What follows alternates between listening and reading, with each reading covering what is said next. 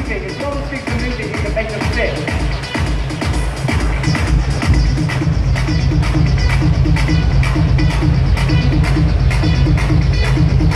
Okay, now down. Yeah, that sounds alright. I'm just going to draw it in, it's easier, yeah. Quicker.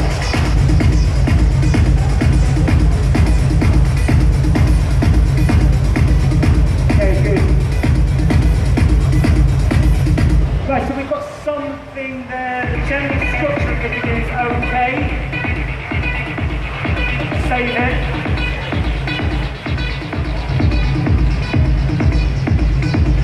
Right, good. Maybe I want that to jump down there because it shouldn't go too high too quickly.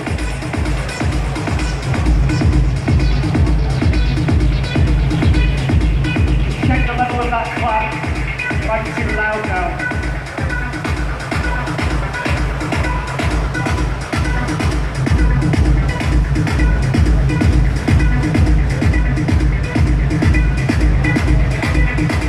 Maybe rise that a bit more there.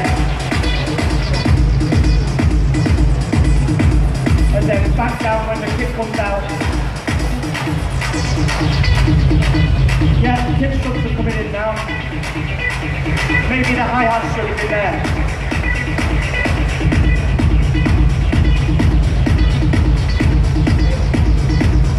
I've actually got the position slightly wrong here. Yeah. That's better. Okay. Right, good. This is logical. This is definitely logical. Second sound coming in. Work on that second sound to control the data of it. Take the frequency down. So this is going to rise into the breakdown. Maybe starting there, yeah. Maybe overhand it, so when the kick comes out, it's got that tension building. And then take it down maybe there.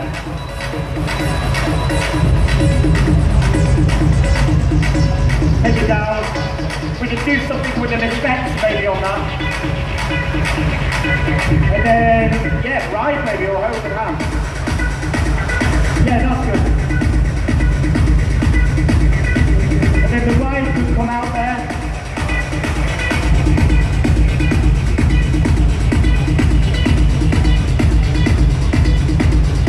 Let's do something with that second sound again. So control, command C. And I'm going to bring it in again for the break. Again, that's pretty logical.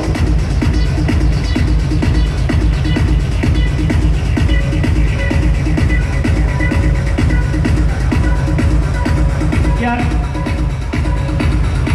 Right, so yeah, this is good because it's all MIDI.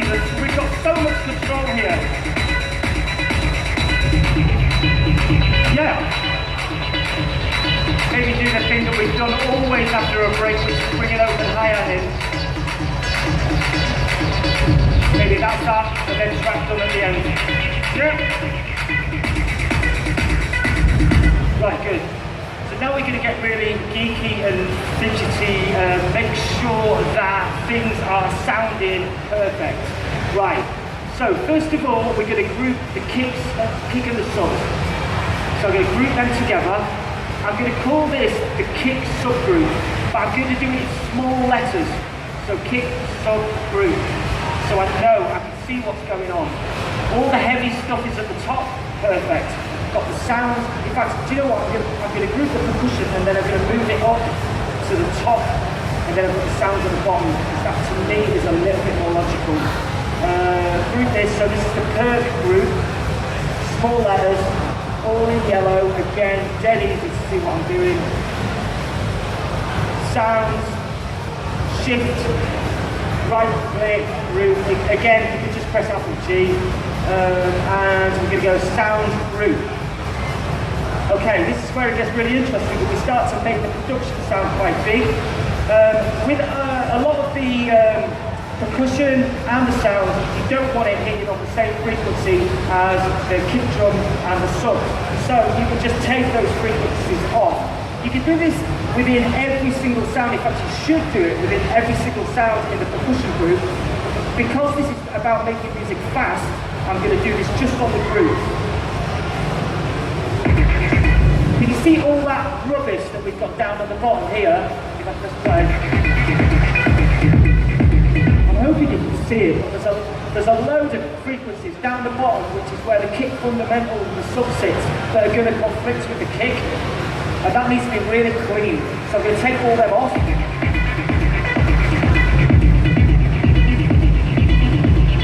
Take all the high frequencies off the percussion as well, because obviously the human ear can only hear past, I think it's 17 or 18 kilohertz. You really can't hear much difference after that.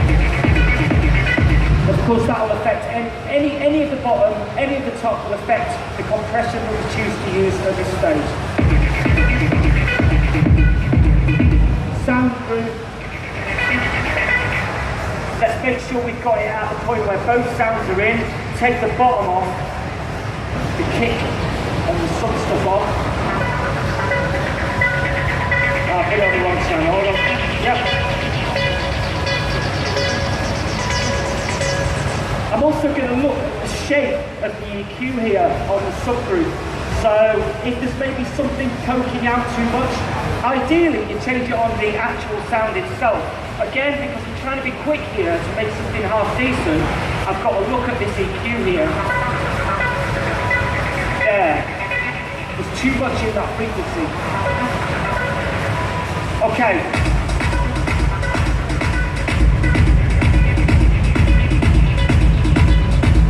So, save. Okay, on the percussion, I'm going to give it a little bit of compression, just to kind of tie everything together. Remember, again, on the group, so this is going to tie the group together nicely. Just let it tickle the gate reduction.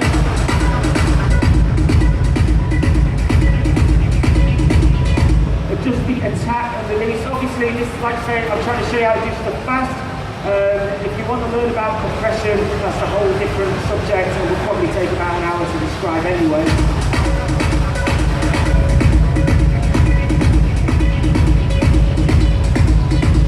Right, so just quickly check the kick and the sub, make sure nothing's looking terrible, put the EQA down there.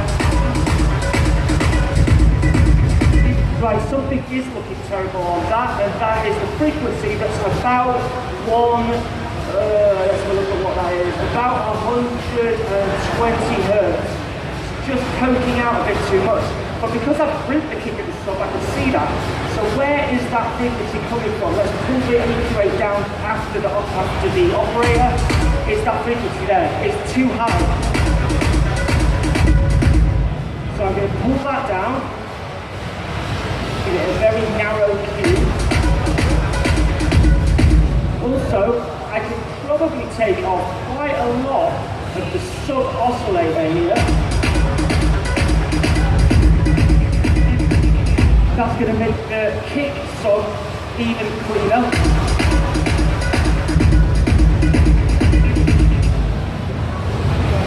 Fantastic. Yep. Okay, now, so we've done that.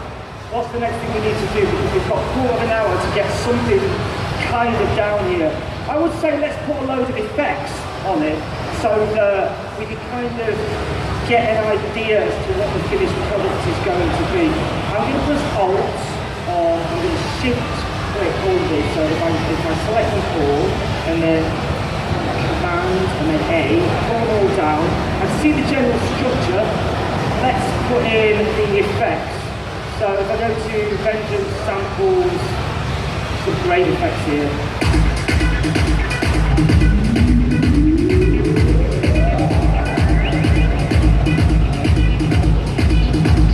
So I need to see the structure a bit better here when I put the samples in. So I'm going to move that to there, maybe turn it down a touch. I didn't like that. Pull put that one in there. Now, to make these effects gel and work correctly, I want to put some kind of reverb at the end of them. So let's put that in, let's see what this sounds like with reverb on it, maybe a bigger decay type. Sounds alright, take the bottom frequencies off. Put an EQ8 there just before the reverb, just to ensure there's definitely no bottom frequencies.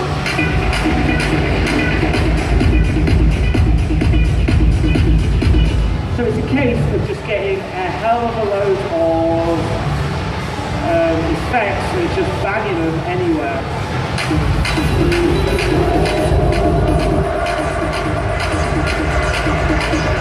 So what would go there maybe when, yeah, we'll do another uplifting effect, maybe, that's rubbish. Interesting, I wonder what that's going to sound like, maybe if we put it down to there.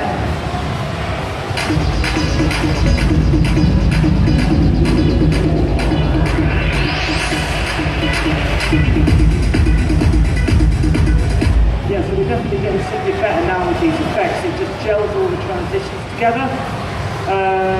Short fills and reverses, let's see what we've got, that's a good one, put that maybe before the first hats come in, pull that down, put that there, see what it sounds like when the first goes.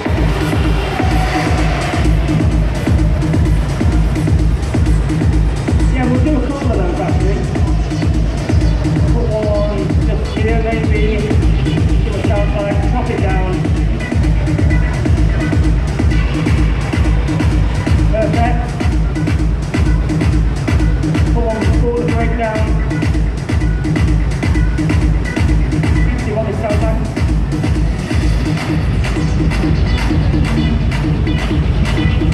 Yeah.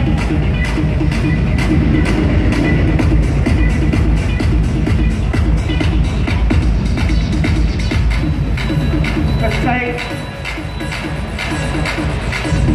instead of going for more effects, I might just dot these about everywhere. Let's see, that one might work there, just put it there, whatever. That goes there. And then those two, let's put them there.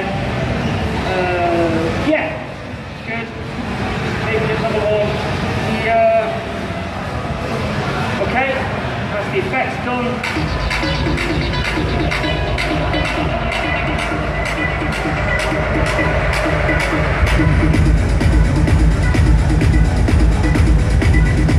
Right, so a few more things to do now. I've got 10 minutes left to get something that I could possibly play in the car and my mates are going to go, nice job. Right, so let's try that now. Okay, so let's do some return tracks. Now, what's really important with drums is that all the drums are in the same space, and obviously what you could do is you could put a reverb after the ride here on the same channel, a reverb on the open hat, reverb on the top. But generally when you do that, you put in kind of different sounding reverbs on each drum, so it doesn't gel together, and we want all the drums to gel together. The way you do that is from a send and return track, and what it's doing is sending the sound into an effect track, it's affecting it, and then it's sending it back to the master. So you only have to have one reverb for all the percussions. So I'm going to set that up now. Now you can go create, and then you can go insert return track, but obviously this is the shortcut for that. Like I said before, you need to learn all these shortcuts if you want to be quick. You're going to put a return track in. This is the return track. Save again. You'll notice I'm constantly saving. It's just force of habit. So go to plugins, and then we're going to probably the best reverb.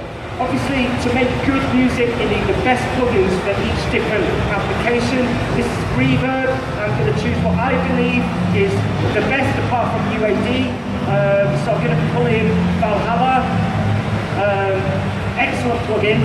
With a send and return plugin, you need to make sure the mix is at 100%. depth on this gives a really nice stereo feel. High cut is turning all the high frequencies off of the reverb. Decay is obviously the decay of the reverb. Pre-delay, get the amount of time it takes before the reverb hits. We're going to keep the pre-delay down at 0. In fact, you know what? I can just use a preset and then mess around. So let's look at what presets we've got here. I've got a room. If we're dealing with drums here, drums are in a room, and it's important to put everything in the same room. Let's see what we've got. We've got a small wood room, a snare lively room, snare big room. However, there is a really good room put in the dark section here, which is dark drum room. So I'm going to choose that. For techno, you know, the drum room needs to be kind of dark. So I'm going to put the mix up to 100%, and I'm going to send in varying degrees all of these cushions into this reverb. So let's first of all send the ride into it. You know what, let's just send the clap in because it's in. So that's without it.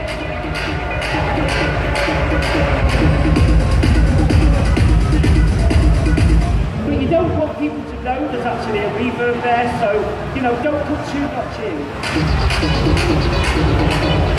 I'm going to put the tom in. So what I'm going to do is solo and run me this view each one of these. And then I'm going to give each one in turn. Let's get to the point in the track where everything is in.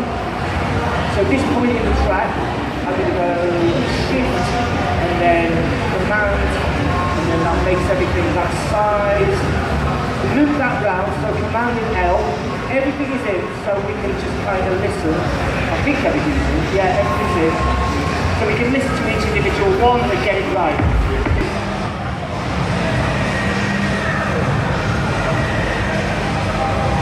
Right, here we go.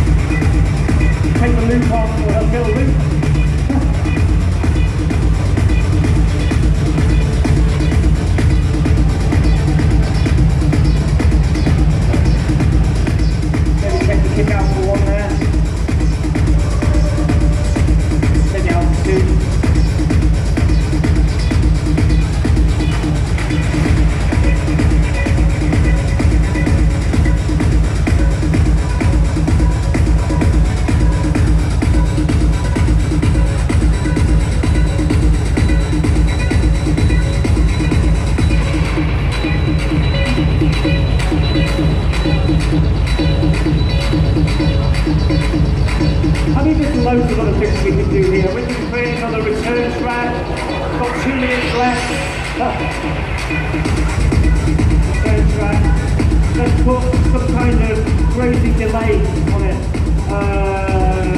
Substation, where's the substation? Delay. Substation.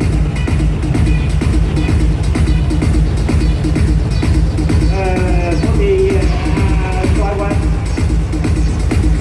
Send it. Where's the sound?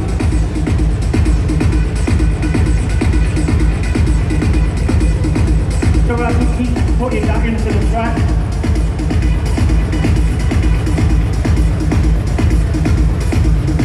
Put it in again. Gives more interest to that bass sound.